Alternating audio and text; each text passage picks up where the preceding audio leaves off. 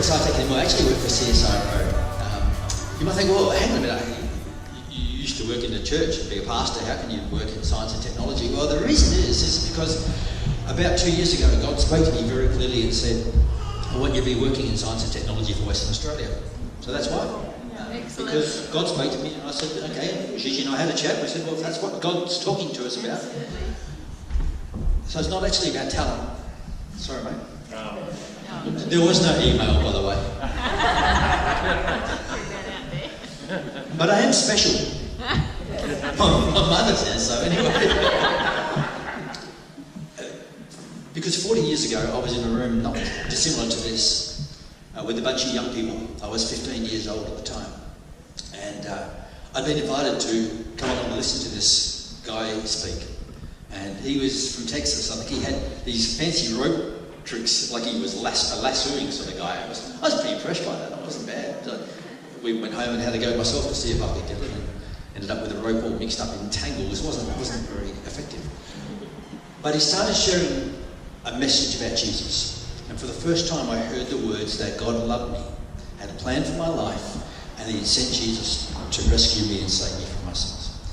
I remember putting my hand up that day while my eyes were closed. I was sitting in a seat just around about here somewhere, and going into a side room with some other young people and being led in what I now know to be called the sinner's prayer, and having a tear come down my cheek. Now, as a 15-year-old, I wasn't somebody who was prone to crying, and I kind of found that embarrassing. But God touched me on that day, and for the next 40 years, I've continued to follow him with various degrees of success, if you like, or softness or hardness in my heart, but always this sense of, God, I know you've got a plan for my life, and I want to be a person who delivers what you ask me to do. And so you sort of think, well, that's why I'm not actually a pastor today. That's why I work for CSIRO in education, because that's what God asked me to do. So here I am today. So Gigi and I are just delighted to be here, and always love coming to VAS. It's super. So thanks so much for your welcome. I believe that God still calls people today. Yes. He calls people today. He didn't just do it 40 years ago. He did it 2,000 years ago, walking along the beach, comes across just some ordinary blokes who happen to be fishing, just doing their stuff. And he says, come and follow me. From now on, you're going to be catching men, not fish. And these guys said, yep, sounds good. And they followed. And I still believe that he calls people. And he does it in ways that we don't expect. We expect that he chooses people of influence as significance. But his way of working out who is influential and who is significant is totally different from ours. And so he's just strolling on the beach and just picking people. And we sort of think, why would he choose that guy? My boat's better than his boat. You know, my fish is bigger. You know. His kingdom is so different from the way in which we have this earthly mindset. So the same God chooses out a young man by the name of David. You know, if you know that story, out of a line of his brothers who are much bigger and hulkier and stronger and seemingly more deserving. But none of those was the person that God wanted to choose. God chooses people for his own ways and his own intentions. And he chooses you. And he chooses me. And he chooses others. And he puts his finger upon us and he says, I've got a plan and purpose for your life.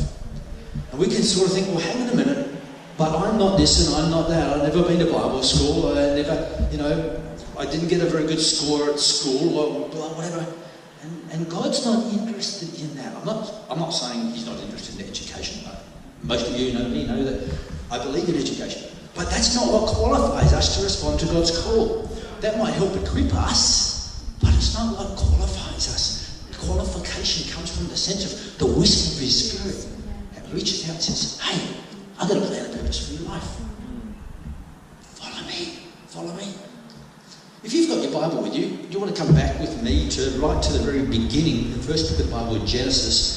Sorry, mate, Lee, I forgot to give it to you, so it's not on the big screen if you don't know whether you normally do that here.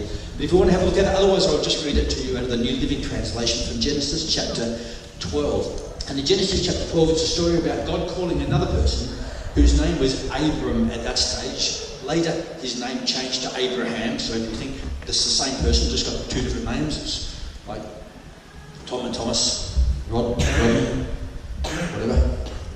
Same person. And God one day just apprehended this person.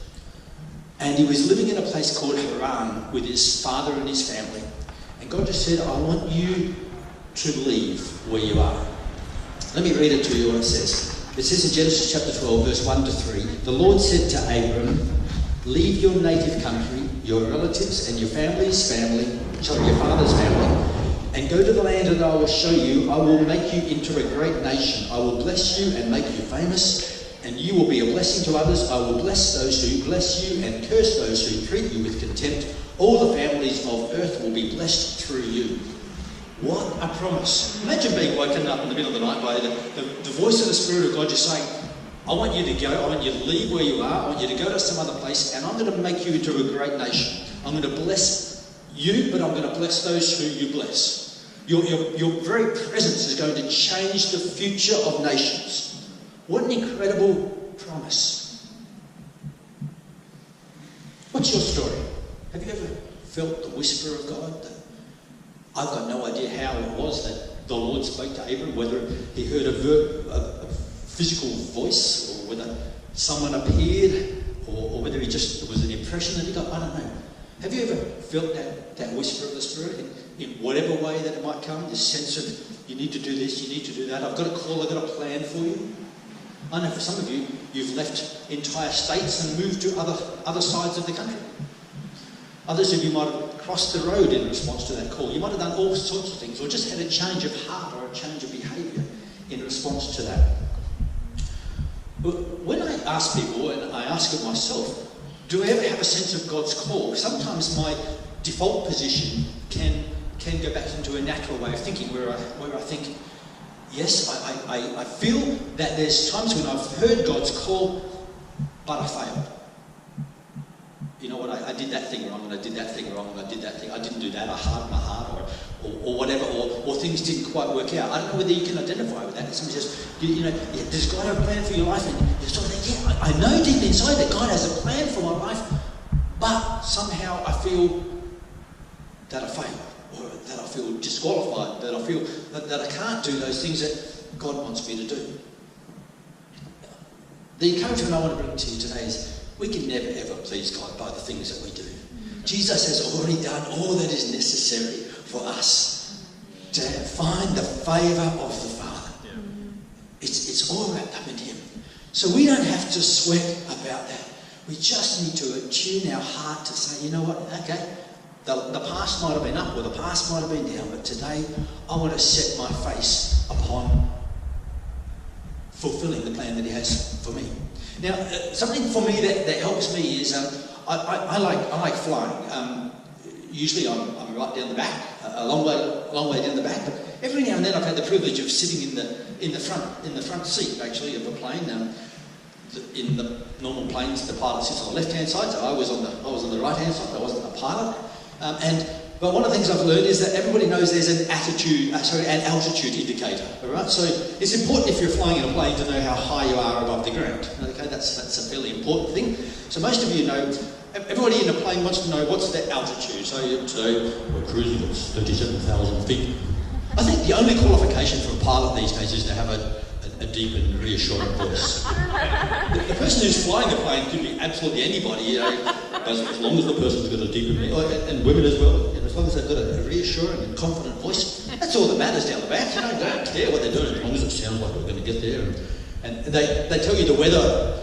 When you take off, they tell you the weather, and then they tell you the weather again when you land, just in case you can whiz out and quickly change my wardrobe, just in case it's been Anyway, so I get occasionally in small planes, I get to sit towards the front. And so I learned that there's an altitude indicator, and everybody knows and look down and say, yes, we're at so many thousand metres or feet.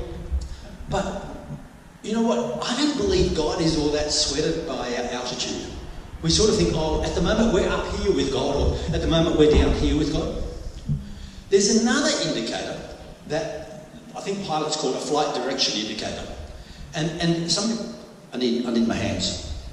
Can you hold that without dropping it? You can. It's It tells you whether the plane is flying horizontal Yeah. or whether it's like that, which is helpful information to know, especially if you're in clouds. Right? That's called pitch. But the other thing that it does is it tells you whether the plane is going like that, down, or whether it is going up. And that is called attitude. So an attitude indicator tells you which way the plane is going, whether it's going down or whether it's going up. You know what? If I'm in a plane and I'm at 10,000 feet, I don't want to be going down unless I need to be going down. I want to be going up to whatever altitude it is I'm supposed to be going to. And I think sometimes we get all hot and sweaty by our altitude in God. Today I feel really high, or today I feel really low. And I say, well, no, God is interested in our attitude towards Him, which should be that our attitude should be that we are looking up towards Him and saying, God, I don't really care so much about whether I'm here or here, but this is where I want to be. I want to be looking in your face. I want to be feeling your presence. I want to be reflecting something of your goodness and grace. So it's about my attitude, my perspective. That is where I want my heart to be. And when I start having that sort of response, then that washes away the fact that last week I made a mistake. Last week I hardened my heart against something that God did, or last week I might have had a really great week and some things worked out really well.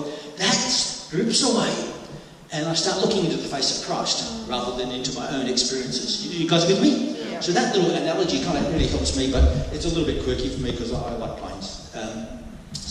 So the first thing I want to say is we get a call. God speaks to us in so many ways, a whisper and encouragement, even through somebody else. He talks to us and challenges us.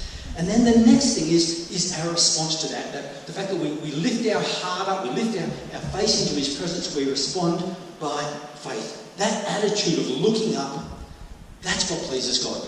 Can we read on a little bit further in that account from Genesis? So we found in the first 3 verses that God called Abram and He said, leave this place, I'm going to bless you, and everybody who you come in contact with as a consequence of that is going to be blessed if you bless them. It goes on, it says in verse 4 that Abram departed as the Lord had instructed, and Lot, who was his nephew, went with him. Abram was 75 years old when he left Haran. He took his wife Sarai, his nephew Lot, and all his wealth, and his livestock, and all the people who he had taken into his household at Haran, and he headed for the land of Canaan. That's the place where they promised to get to. When they arrived in Canaan, Abram travelled throughout the land as far as Shechem, and he set up a camp there beside the oak of Moreh. All right, so what did he do? He heard a whisper, he heard a voice, and he went. And that's what pleases God. You know what? Throughout many, many places in the New Testament, you can read these words about Abraham, that he obeyed. And God counted that to him as righteousness. And or that pleased God, that his obedience pleased God. You know what? We often fall into a trap of thinking that we know that we are pleasing God when the thing that we do turns out really good. Oh, I must be in God's will because at the moment my bank balance is going up. The kids are doing really well. Everything's looking good. House is all clean and tidy. Ironing basket's done. Everything. I must be pleasing God right now. That's not what the Scripture says. Scripture says he believed God and he obeyed, and that was what pleased God. Wow. That gives me some hope. One of the privileges that Gigi and I have had over many years is to visit several times to a place called the House of Hope in Indonesia. You might have heard of it before. It's another mission field that Global Acts churches have had some relationship with. And in fact, one of the times I was going there by myself, and I was happened to be flying in a little plane, and it was a commercial plane, but it was one of those small ones, so you get to look over the pilot's shoulder at the dashboard, as I tend to do, as you can tell. And this time we were coming into this little airport, and it's surrounded by mountains. And this plane was a pretty snappy plane. Not only did it have instruments to tell you where you were and which way you were going, it also had voice control things that would give you soundings. So as we're coming into this airport, I'm sitting in kind of row 2 and the pilot's in row 1, and I'm hearing terrain alert, pull up. Thinking, it's not good. I'm going to be the subject of air crash investigation next year. Anyway, so it happened that GPS was picking up that it was. I mean, anyway, coming into this land, it was a tough land, a rugged land, a land where the people, the native people, the Batak people, are proud and strong people. But many of them are Christians. And one of the reasons that they're Christians is because a missionary from Germany by the name of Ludwig Inge Nommensen, sorry, I had to check my notes for that. He was a German Lutheran minister who went in there and brought Christ into those people around about late 1800s, and transformed them. So even though the people are still proud and strong, Christ has influenced the whole of their region. He was not the first missionary to go into that region. Some of the first known missionaries were from the American Mission Society, two of whom were Samuel Munson and Henry Lyman. You don't need to remember those names. But they were murdered and they were cannibalised in the Lake Tabasa region of North Sumatra. You might have heard this on the news recently that there was one of these boats had capsized and many people had passed away in that same lake area. So these guys had gone. They had heard God whisper to them, and they'd left their home, packed themselves up, and gone to this place and paid the ultimate price. 6 months after their death, Nommensen was born. And as a mature man with his family, his wife, he went back into that region. And he shared the gospel. For some reason was not martyred, gained the favour of the chief, was protected, shared Christ. At the time of his death, there were 180,000 people in the HKPB church in that region. 180,000. Now I want to ask you the question, which one of those three pleased God the most? The one who ended up being able to share Christ and have 180,000 people, followers at the time of his death, or the other two guys who were cannibalised? You see, if we go by the world's economy, we'd say the one who was successful was the one who pleased God. But the scriptures say that it's obedience. It's obedience that pleases God. Leave the success part to him. We focus on that attitude, focus on the obedience part. You guys with me on this? Yeah. So the first thing is that we get this call, we get this promise, we get this sense of God wanting to do something in our life. And the second part is that we respond, and we respond in faith. And the third part is that there is always, I'm sorry to tell you, I don't have to come here and give you good news all the time, but there's always a battle. There will always be a battle. Because the kingdom is a place of a battle. Can we pick up again our story of Abram? So he's left his place in Haran and he's come to Canaan. He's brought with him his wife and his nephew and all of their servants and the animals and stuff that they've, this is not like a 2-day journey. This is a fairly major undertaking to get across this nation. And he's arrived there at this place that God's promised. God says, we're going to go there, I'm going to show you this place. And he's got there. Fantastic. You just imagine if God spoke to you like that. How amazing your expectation would be when you arrive at this place. It is going to be amazing. Gigi and I stayed at the hotel last night. I should have got a travel brochure, darling, and just say, and then we should have gone to some place and just seen if it was the same as it looked on the travel brochure. God said, I want you to go to this place. I'm going to bless you. It's going to be amazing. I tell you what, the rap in the first 3 verses of Genesis 12 is anybody would be thinking, wow, it's just going to be incredible when I get there. And when he got there, this is what happened. At that time, the area was inhabited by Canaanites. Hang on a minute. God says, I'm going to give you this place. It's going to be your inheritance. And it's already been taken. Thank you for playing. And then the Lord appeared to Abram again and said, I'll give this land to your descendants. He built an altar there and he dedicated it to the Lord. And then at the end of that passage, about verse 10, oops, I missed a bit. I think I missed a bit off here. At the end of that, it says, you know what? He had to leave there. Sorry, verse 10. At that time, a severe famine struck the land of Canaan, forcing Abram to go down to Egypt, where he lived as a foreigner. Hang on a minute. This place that God's promised to him turned out to be, one, already occupied, and two, a place of hunger, a place of famine. That wasn't the promise. The promise was it was going to be easy. It was going to be like just cruise at like retirement. It was just going to be like, all he had to do was produce babies. That was it. That's fairly enjoyable. And it was hard. So was he out of God's will? Well, everywhere else we read in Scripture says Abraham believed God, and that was credited to him as righteousness. It says that without faith it's impossible to please God, because anybody who comes to God must believe that he is, or that he exists, and that he rewards those who earnestly seek him. So here's a guy that's earnestly sought him, and he's been obedient. He's got there, and it's tough. Does that say that he wasn't in God's will? No. It just means that it was tough. About 10 years ago, maybe a bit less, Shishi and I happened to be in Perth. I'm telling lots of plane stories today. I sound like I'm a bit fixated on planes. Sorry. I'll tell you another plane story, but this time we happened to be on the grass at the Sky Show, you know, like the fireworks of an evening at Fremantle we were, and this plane came over. Have you seen the little planes that have got the banners over them? You know, sometimes it says Cicero's fish and chips $20 or $30, and other times it says Jill, will you marry me, Jack, that sort of stuff. Anyway, we can't actually remember what this one said, but we do remember something about this plane. Was that typical of Fremantle of an evening? The sea breeze was howling, and so this plane was heading northbound, and it was going zooming across there so fast. I think, oh, that's pretty good.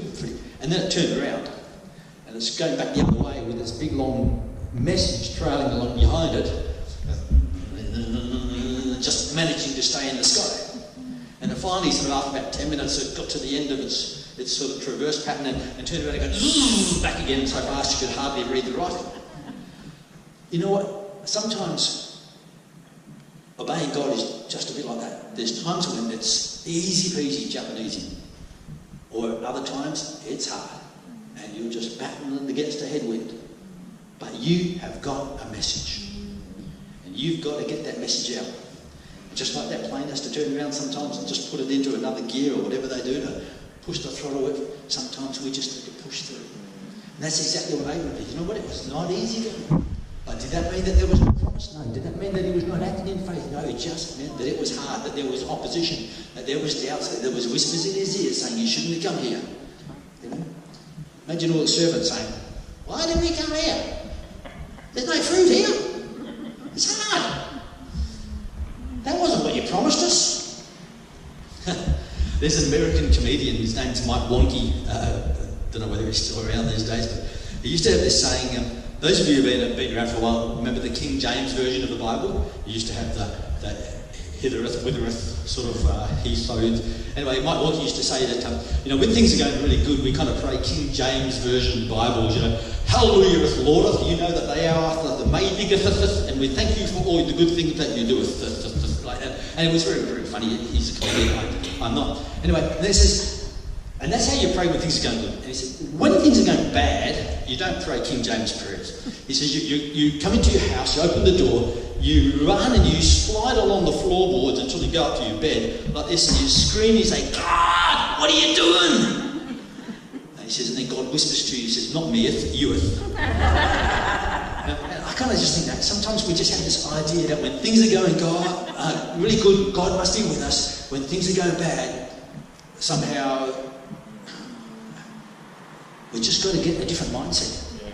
The mindset is one of obedience. Obedience is what pleases God. Obedience. Let Him be responsible for the outcome. Let Him be responsible for the fruit.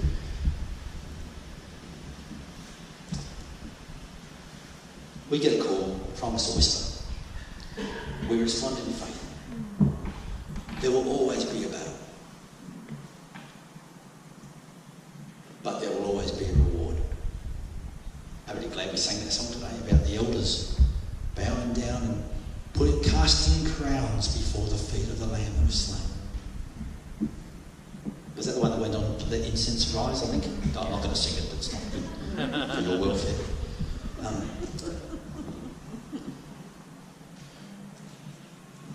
For our friend Abraham, there was a promise that there will be generations that will be blessed as a consequence of him. And he saw just a little inkling of that, and then he saw his sons, saw his grandsons and their families, wives, often starting to grow. But he just saw an inkling. He never saw that Jesus would be born from his line. He never saw David would be born from his line. He never saw the influence of people across Judea and across thousands of years. He never saw it. But there was a reward. You know, for us, we may never ever see the fruits of our labour.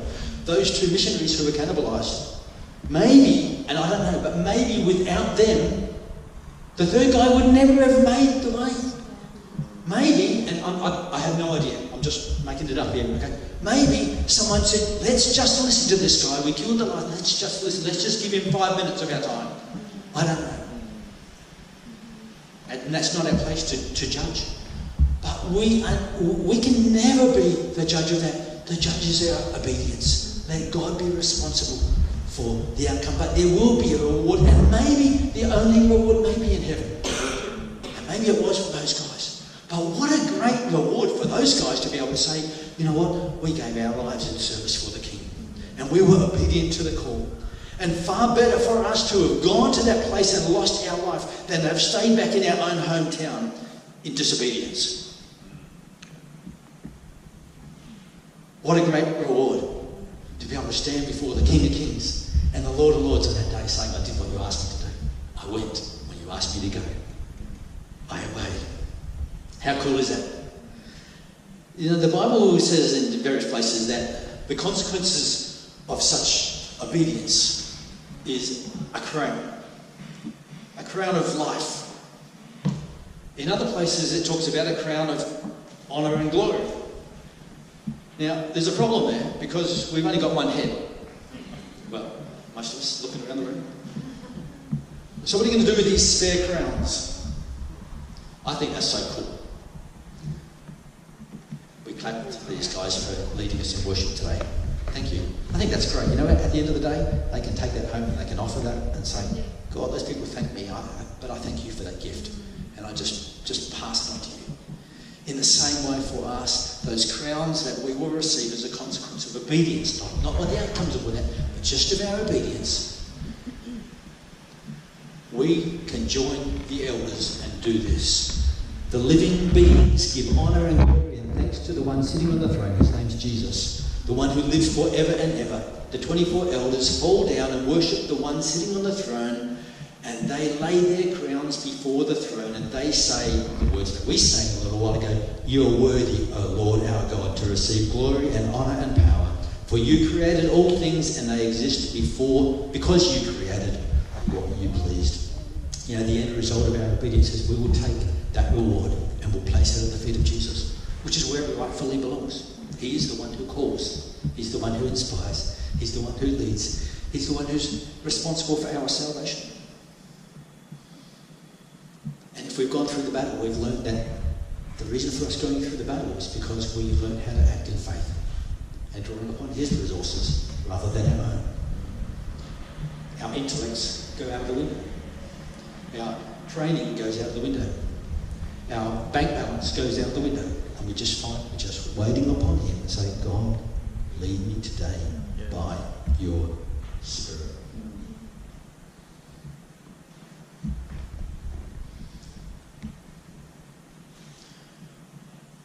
So I want to ask you again a question that I asked you earlier. What's the sense of call of God upon your life right now? Maybe you're here, you were like me when I was 15 years old. I've never ever heard somebody say, you know what, God cares for you. God has a plan and purpose for you. Let me tell you, just like the Texas guy, without the ropes and without the accent, He does. He cares, and He sent His Son to die for you. But that requires a response. And that response is one of faith. And if you're here and you've been following Christ for however many years, let me tell you, there's still a call of God upon your life. And He still has a plan and purpose for your life.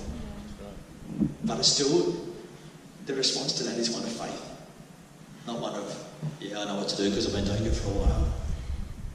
And then there will still be a battle. There will still be a challenge. But in that battle, we'll learn to how to ask God to help us.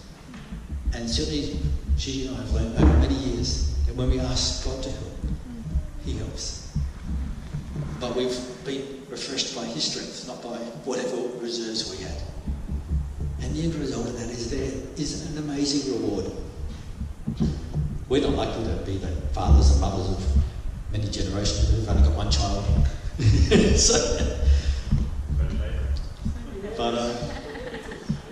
But our job is to do what God's called us to do, not what God's called Abraham to do. Abraham was the person He called to do that. Rodney needs to do what Rodney's been called to do. Yeah. Lee needs to do what Lee's been called to do. Yeah. Sir, I don't know your name, but God's kid. You need to do what God's called you to do, because you're the only person that is equipped and blessed to do it.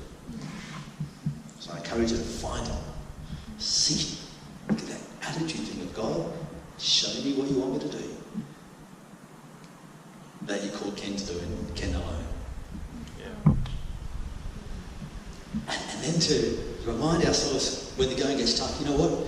There's a heavenly reward in here somewhere. And sometimes it might be tough, but I'm hanging in for this reward. And I'm going to be obedient to that call. Amen? Can we pray together?